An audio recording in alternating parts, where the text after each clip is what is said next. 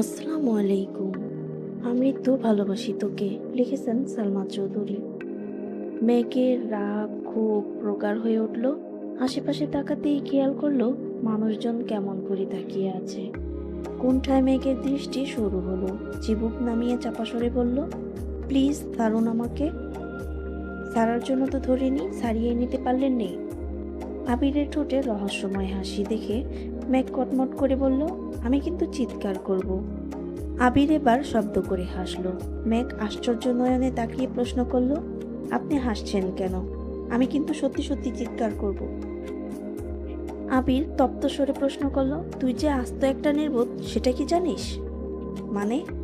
আবির এপাশ ওপাশ চোখ ঘুরালো। গুরুবার কণ্ঠে বলল, এই যে পাবলিক প্লেসে চিৎকার করার হুমকি দিচ্ছিস, মানুষ জড়ো হলে কি বলবি? আমি তোর সাথে অনৈতিক কাজ করেছি সেটা বলবি? মেঘের দ্বিধাহীন জবাব, হ্যাঁ। কি করেছি? শুধু হাতটাই তো ধরেছি, চুমু তো আর খাইনি। চুমু খেলেই বা কি? মানুষ যখন জিজ্ঞেস করবে তোর আমার সম্পর্ক কি, আমি নির্ভয়ে বলবো আমরা স্বামী স্ত্রী। ভাবছিস তারা প্রমাণ চাইবে? তোর আমার ম্যাচিং ড্রেস দেখে প্রমাণ চাওয়ার সাহসই পাবে না। মেঘ হতভম্ব হয়ে আছে, সবকিছু গুলিয়ে যাচ্ছে। আবিরের নির্লজ্জ কথাবার্তা শুনে মেঘের কান দিয়ে উষ্ণ ধোঁয়া বের হচ্ছে। এত বছর বয়সে প্রথমবারের মতো কে অমন কথা বলেছে? রাগের থেকেও লজ্জা আর কোণঠায় কোথাও লুকিয়ে পড়তে ইচ্ছে হচ্ছে। আবির আকস্মাৎ মেঘের হাত ছেড়ে দিল। উদাসীন চোখে তাকিয়ে ধীর কণ্ঠে বলল, থাক, এবারের মতো ছেড়ে দিলাম। কয়েক মুহূর্ত পর আচমকা কেউ পেছন থেকে আবিরকে জড়িয়ে ধরল। আবির তাকানোর আগেই পুরো দু হাত আবিরের চোখ চেপে ধরেছে। আবির হাতের উপর আলতোভাবে হাত রেখে উঁচু গলায় বলল, রাকিব। রাকিব চোখ ছেড়ে হেসে বলল, চিনতে পেরেছিস তাহলে? আমি আরো ভাবছিলাম চিনতেই পারবি না। মানুষ চেনবার ক্ষমতা যতদিন থাকবে আমি তোকে ঠিকই চিনে নেব, ইনশাআল্লাহ। রাকিব সহাস্যে বলল, ইনশাআল্লাহ। আবির বলল, তুই এতক্ষণে আসলি কেন? রাসেলি বা কোথায়? ও আসেনি? রাকিব ব্যঙ্গভঙ্গিতে বলল, এসেছিলাম তো আগেই। কারো ব্যক্তিগত মুহূর্তে বিরক্ত করলে কোনো রুহযুদ্ধে শহীদ হতে হবে কে জানে। সে ভয়ে আসতে পারছিলাম না। রাসেলও এসেছে, ওই তো আসতেছে।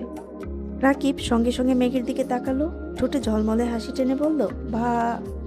আবির আকস্মাৎ রাকিবের কাঁধে হাত রাখলো। রাকিব কথা থামিয়ে আবিরের দিকে তাকাতেই আবিরের ভয়ানক দৃষ্টির সম্মুখীন হলো।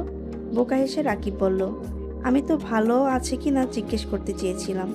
আবির দাঁতে দাঁত পিষে বলল, সেটা স্বাভাবিকভাবেও জিজ্ঞেস করা যায়।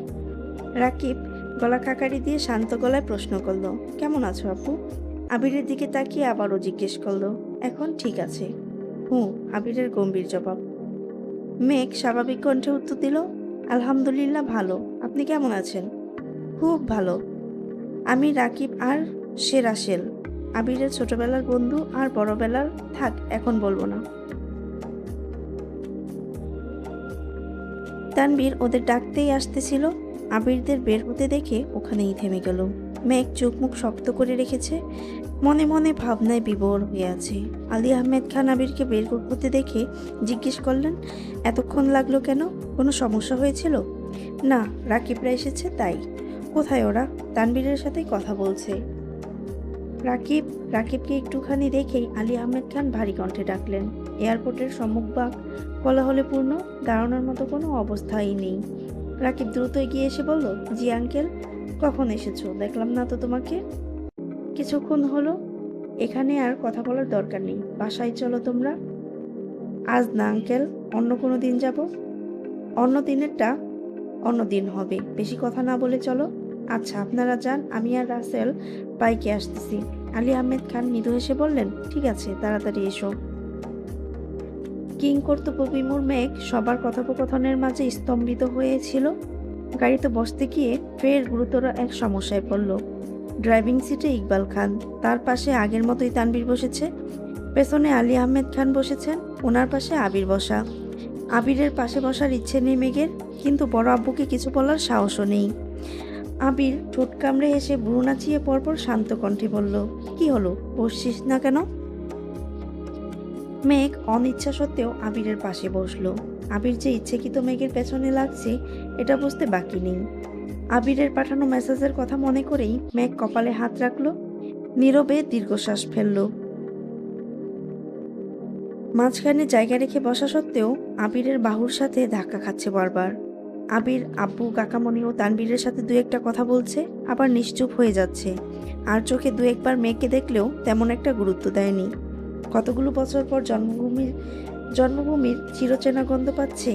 রৌদ্রোজ্জ্বল দিনে মায়াবী নদীর কূলে ঘুড়ি উড়ানো চঞ্চল কিশোরাজ প্রাপ্তবয়স্ক যুবক। সময়ের সঙ্গে সঙ্গে স্মৃতিগুলো কেমন যেন নিষ্প্রাণ হয়ে যাচ্ছে। সূর্যের উজ্জ্বল আলোতেও মস্তিষ্ক আঁধারে ডুবে আছে।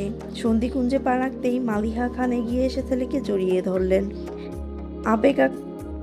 আবেগ আপ্লুত হয়ে আবিরও জড়িয়ে ধরল মাকে। মমতাময়ী মায়ের স্পর্শ পেয়ে 60টা বছর পর আম্মুর কান্না দেখে আবিরের অস্পষ্ট কান্না চোখে মুখে ফুটে উঠেছে। চোখ লাল হয়ে যাচ্ছে। হালিমা বেগম মালিহা খানের মাথায় হাত বুলিয়ে মোলায়েম কণ্ঠে বললেন, আফা আর কত কাঁদবে, এবার একটু শান্ত হও। আবিরকে উদ্দেশ্য করে শক্ত কণ্ঠে বললেন, তোর আম্মুকে থামতে বল, ভাইজান দেখলে রাগারাগি করবেন। আবির আম্মুকে শান্ত করে সোফায় বসালো। আবিরের কথা বলতে কষ্ট হচ্ছে, কণ্ঠস্বর কাঁপছে। আদি মিম রুমে ছিল, বসার ঘরে কান্নার শব্দ শুনে ছুটে এসেছে। আদি এসেই জড়িয়ে ধরলো আবিরকে। মিম আহ্লাদি কণ্ঠে শুধালো, কেমন আছেন ভাইয়া? আলহামদুলিল্লাহ, তোরা কেমন আছিস? আমরা খুব ভালো আছি। হালিমা বেগম 2 গ্লাস শরবত নিয়ে এসেছেন। আবির 1 গ্লাস আম্মুর হাতে দিল। অন্য গ্লাস নিতে নিতে জিজ্ঞেস করলো, মামুনি কেমন আছো? আমি আলহামদুলিল্লাহ ভালো আছি, তুই ভালো আছিস তো? এই তো আছি। রাকিয়া কোথায়? কিছুক্ষণ আগেই রুমে গেল। ঘুমেই পড়েছে কি না? আদি জিজ্ঞেস করলো, ভাইয়া আমাদের জন্য কি এনেছো? আবির সহসা বসা থেকে উঠতে ব্যস্ত হলো, কিন্তু আম্মু আর মামুনির জন্য উঠতে পারল না। হালিমা বেগম রাগী স্বরে বললেন, আগে শরবতটা শেষ করো। কি এনেছিস না এনেছিস এগুলো পরেও দেখা যাবে। আবির মৃদু হেসে তানবীরের দিকে তাকিয়ে বলল, তানবীর লাগেজটা নিয়ে আয়। তানবীর আবিরের দৃষ্টি খেয়াল না করে যেইমাত্র একটা লাগেজে টান দিতে যাবে অমনি আবির চেঁচিয়ে উঠল, ওই লাগেজে ছবি না। আচমকা আবিরের চিৎকারে তানবীর সহ উপস্থিত সকলে কয়েক মুহূর্তের জন্য স্তব্ধ হয়ে গেল। তানবীর অবাক চোখে তাকিয়ে আছে। মেঘ বাসায় এসেই নিজের রুমে চলে গিয়েছে। আলী আহমেদ খানও ফ্রেশ হতে রুমে গিয়েছেন।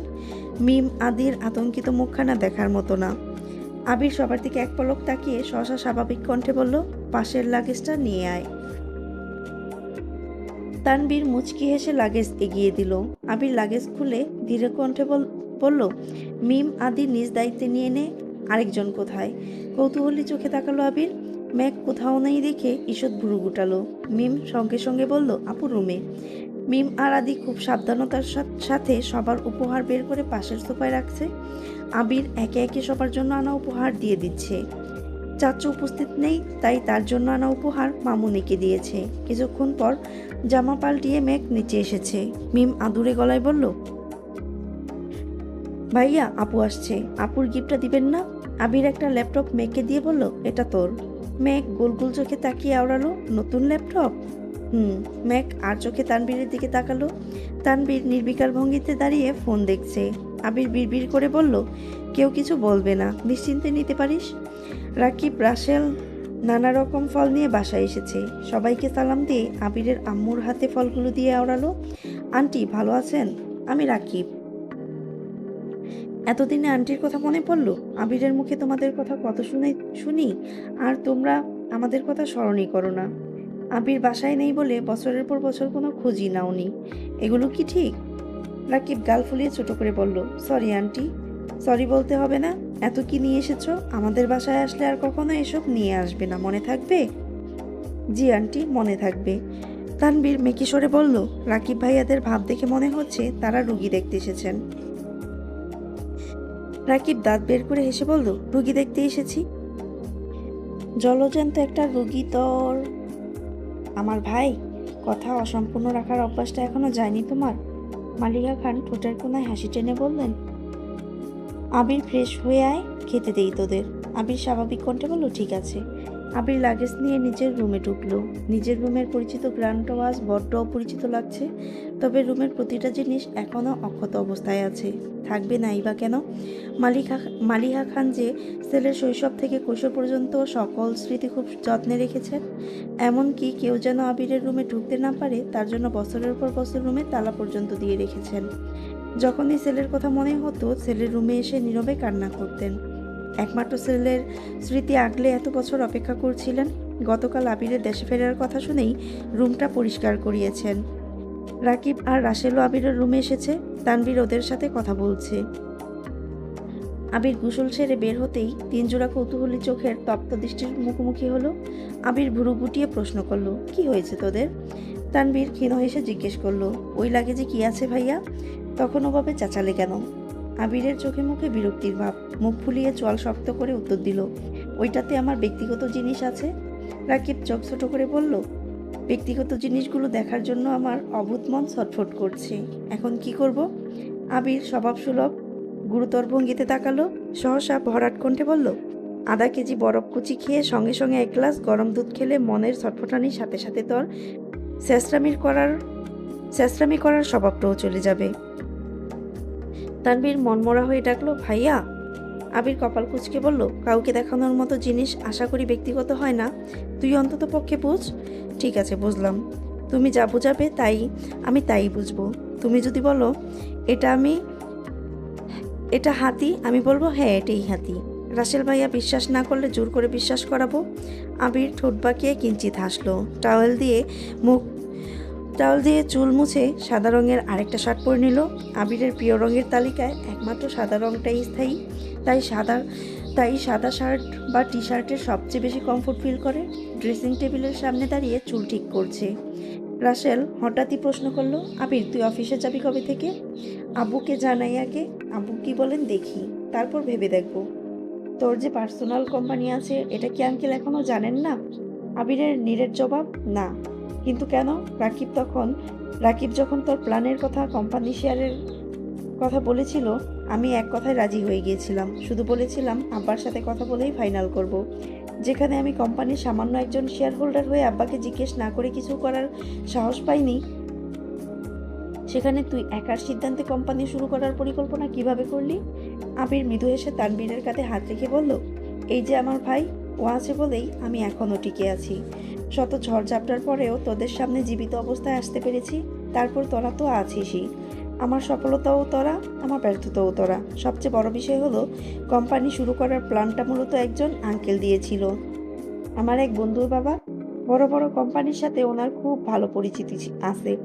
ব্যবসা সম্পর্কে আমার আগ্রহ দেখে তিনি নিজে থেকে আমাকে অনেক সাহায্য করেছেন, বুদ্ধি পরামর্শ দিয়েছেন। তিনি বলেছিলেন ওখানে কোম্পানি শুরু করে আস্তে ধীরে সেটেল হয়ে যেতে। সেটেল হওয়ার ইচ্ছে আমার কোনো কালেই ছিল না, তবে কেউ যদি চাইতো তাহলে আমি আমার সিদ্ধান্ত পরিবর্তন করে সেটেল হওয়ার চিন্তা ভাবনা করতাম। কিন্তু কি আর করা, বাইরে সেটেল হওয়ার বিষয়ে ওনার তীব্র বিতৃষ্ণা দেখে আমার মনেও বিতৃষ্ণা জন্মে গিয়েছিল।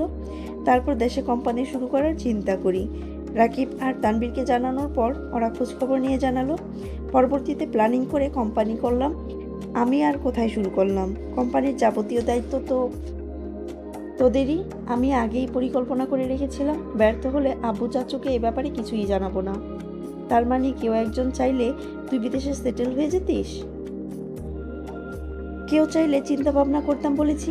রাকিব উপরের দিকে তাকিয়ে উদাসীন কণ্ঠে বলল, বিদেশ সেটেল হতে পারিসনি তাতে কি, জীবনে সেটেল হয়ে যা তাড়াতাড়ি। ঝটপট বাপ হয়ে চটপট আমাদের চাচু হওয়ার সুযোগ করে দে। আবির গম্ভীর কণ্ঠে বলল, আম্মুর 3 দফায় ডাকা শেষ। এখন ঝটপট খেতে না গেলে আম্মুর ধমক খেতে হবে চটপট। চল তাড়াতাড়ি, গুরুত্বপূর্ণ কথা বললাম আর তুই এক ফোঁটা গুরুত্ব দিলি না। আবির ভেজা চুলে হাত ভুলিয়ে রাকিবের হাতের তালুতে আঙুল ঝেড়ে 2-1 ফোঁটা পানি ফেলল। আকস্মাৎ পরিহাস করে বলল, তুই আমার বেস্ট ফ্রেন্ড, আমি তোর কথা গুরুত্ব দিব না এটাও সম্ভব? এই যে দেখ কত ফোঁটা গুরুত্ব দিলাম। তানভীর আর রাসেল হাসতে হাসতে রুম থেকে বেরিয়ে যাচ্ছে। রাকিব নিরানন্দ কণ্ঠে বলল, আমি দোয়া করি তোর হালি হালি ছেলে হোক। কথাটা বলতে বলতে রাকিব দ্রুত পায়ে রুম থেকে বেরিয়ে যাচ্ছে। আবির কণ্ঠ দ্বিগুণ ভারী করে বলল, হে খোদা, রাকিবের দোয়া তুমি রাকিবের উপর কবুল করো, আমিন।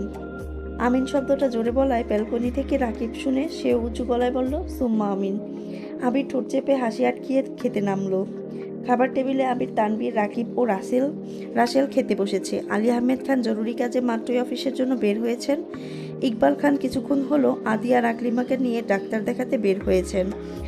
ইদানিং আদির মাথায় প্রচুর ব্যথা, কয়েকবার ডাক্তার দেখানো হয়েছে, কিন্তু ব্যথা ঠিকমতো কমছে না। তাই আজ চোখের ডাক্তার দেখাতে নিয়ে যাচ্ছেন। হালিমা বেগম রুমে শুয়ে আছেন। হালিমা খান খাবার রেডি করছেন। ম্যাক সেগুলো টেবিলে পরিবেশন করছিল। আবিররা নেমে আসতেই ম্যাক আস্তে করে বলল, বড় আম্মু, তুমি এখানে আসবে প্লিজ। রাকিব সঙ্গে সঙ্গে বলে উঠল, আন্টি আপনার আসতে হবে না, আজ না হয় ম্যাগি আমাদের খাওয়াবে। মালিহা খান ঈশ্বর জোর গলায় বললেন, ও পারবে না ওসব, আমরাই তো। তাছাড়া তানভীর আছে, আবির আছে, ওরাই হেল্প করে দিবে। কি আবির, করবি না? আবির দাঁতে দাঁত পিষে বলল, মুখটা কি তোর বন্ধ থাকে না? রাকিব আবিরের কথায় তেমন একটা গুরুত্ব দিল না। পূর্বের ন্যায় ভাব নিয়ে বলল, আমি ভুল কি বললাম? মেঘ এগিয়ে এসে পোলাওয়ের বাটি হাতে নিল। তানভীরের প্লেটে পোলাও দিতে লাগলো। রাকিব মলিন গলায় বলল, আজকের স্পেশাল গেস্ট আবির। মেঘ একে একে সবার প্লেটে পোলাও দিয়ে সবশেষে আবিরের প্লেটে অল্প পোলাও দিল। সবার প্লেটে একটা করে রোস্ট দিলেও তানভীরের প্লেটে দুটো রোস্ট দিয়েছে। রাসেল বলল, দুটো রোস্ট পাওয়ার কথা ছিল আবিরের, অথচ তুমি তানভীরকে দুটো রোস্ট দিলে। ভাইয়ার রোস্ট বেশি পছন্দ, তাই দুটো দিয়েছি। আপনার লাগলে বলুন, এখনই দিচ্ছি। আবির, তোর লাগবে? আবির ছোট করে বলল, না। মেঘ বেশ মনোযোগ দিয়ে খাবার পরিবেশন করছে। প্রথম দিকে খুব দুশ্চিন্তায় ছিল, তাই আর চোখে বারবার বড় আম্মুর দিকে তাকাচ্ছিল, যেন বড় আম্মু এসে খাওয়ানোর দায়িত্বটা নেয় আর মেঘ চলে যেতে পারে। কিন্তু মালিহা খান সবার জন্য ফিরনি রান্না করতে ব্যস্ত। মেঘ আবিরদের খাওয়ানোর দায়িত্ব নেওয়ায় তিনি খানিক স্বস্তি পেয়েছেন। মেঘ সবাইকে সমানভাবে খাবার পরিবেশন করলেও তানভীরের পছন্দের খাবারের প্রতি বিশেষ মনোযোগ তার। সবার মাঝে ভাইকে ভাগের বেশিটা দিতে দুবার ভাবে না। ভাই বোনের সীমাহীন ভালোবাসা দেখতেও ভালো লাগে। আবির সহ রাকিব রাসেল বিষয়টা অনেকক্ষণ ধরে পর্যবেক্ষণ করছে। হালিমা বেগম ঘুমিয়ে পড়েছিলেন। হঠাৎ ঘুম ভাঙতেই তাড়াতাড়ি উঠে এসেছেন। গলদা চিংড়ি ভুনা থেকে একটা বড় সাইজের চিংড়ি মাছ তানভীরের প্লেটে দিতেই তানভীর বলল, আর খেতে পারবো না বনু।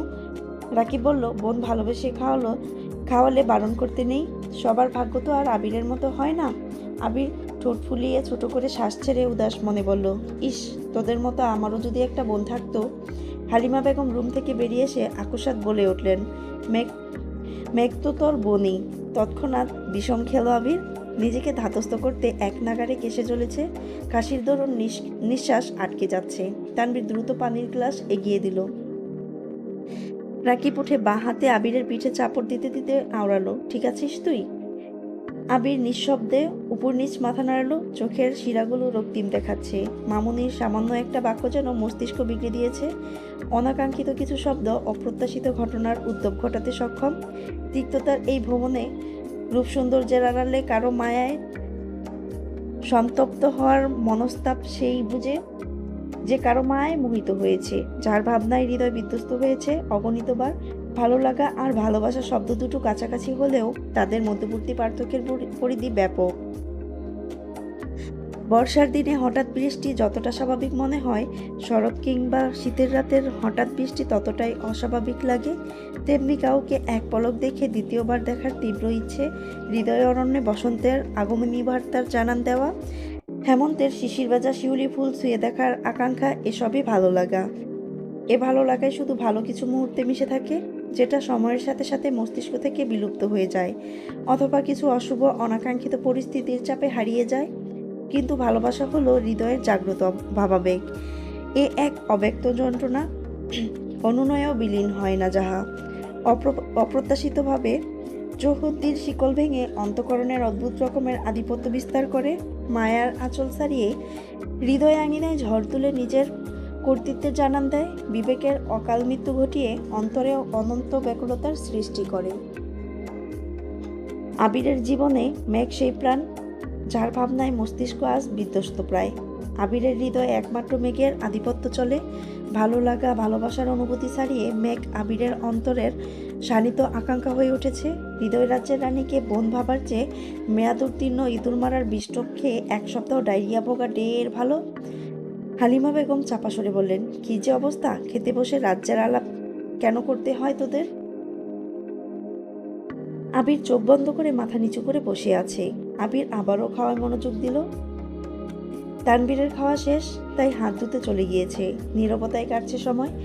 রাকিব, রাসেল নিজেদের মধ্যে দু একটা কথা বললেও আবির মাথা নিচু করে বসে আছে। মেঘ এগিয়ে এসে আবিরের পাশে দাঁড়ালো। সংকোচ কাটিয়ে মেঘের সুললিত হাত আবিরের কাঁধে রেখে সুমিষ্ট কণ্ঠে আওড়ালো, আবির ভাই, আপনি ঠিক আছেন? আবিরের কম্পিত হৃদয়ের বেহিসাবি কম্পন তীব্র হয়ে উঠেছে। প্রণয়নীর স্পর্শে নিঃশ্বাস এলোমেলো হয়ে যাচ্ছে। রাকিব, রাসেলের চোখে বিস্ময় উপচে পড়ছে। আবির অবিচল দৃষ্টিতে চোখ তুলে তাকালো। মেঘের উদ্বিগ্ন চেহারা দেখে ঠোঁটে খানিক হাসি ফুটল। ঠোঁট দুটো চেপে নিঃশব্দে ঢুক গিলে ভাবুক স্বরে বলল, থাকতে দিচ্ছিস তুই? মেঘ কপাল কুঁচকে আবিরের কাঁধ থেকে হাত সরিয়ে মৃদু স্বরে প্রশ্ন করল, আমি আবার কি করেছি? আবির কিছু না বলেই উঠে গেল। মেঘ স্তম্ভিত হয়ে সেদিকে তাকিয়ে রইল।